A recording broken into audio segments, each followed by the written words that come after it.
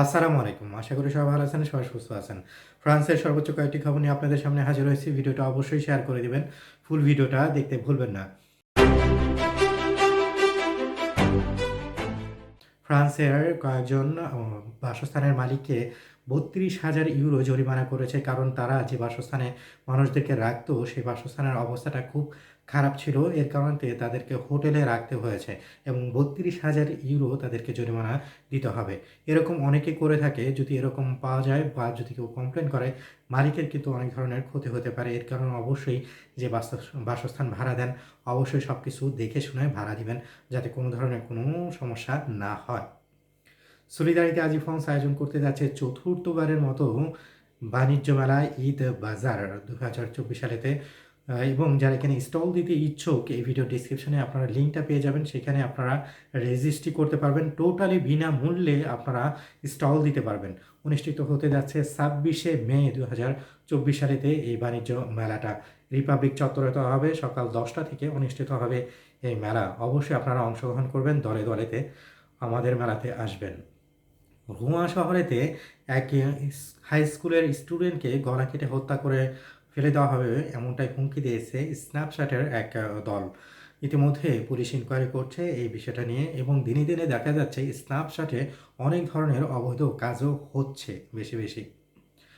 প্যারিসের এক ব্যক্তির কাছ থেকে 2 দিনে হাতিয়ে নিয়েছে 1,24,000 ইউরো এবং এটা ফ্রড করেছে, জালিয়াতির মাধ্যমে এই ধরনের কর্মকাণ্ড করেছে।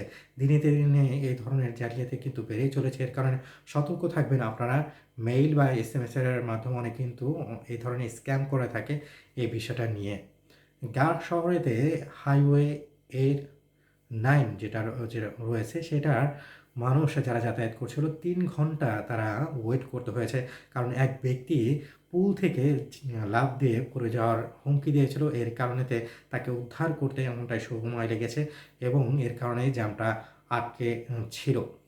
প্যারিস শহরেতে 2024 সাল থেকে শুরু করে এখন পর্যন্ত দেখা গিয়েছে 1.3 মিলিয়ন ইউরো জরিমানা করেছে যারা কিনা অনিয়মিতভাবে পোস্টার ছাপিয়েছে এবং লাগিয়েছে। ফ্রান্সে আপনারা জানেন পোস্টার লাগানোর নির্ধারিত স্থান রয়েছে। তার বাইরে যদি কেউ পোস্টার লাগায় তাহলে কিন্তু তাকে জরিমানা দিতে হয়। এই জিনিসটা অবশ্যই খুব ভালো একটা জিনিস।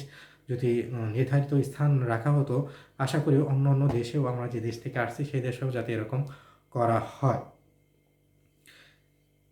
ইংল্যান্ডে যে ইমিগ্রেশন রয়েছে, অবৈধ ইমিগ্রেশন, তাদেরকে এক পরিকল্পনা করেছে, তাদেরকে রুয়ান্ডাতে পাঠিয়ে দেবে এই বছরের শেষের আগ পর্যন্ত।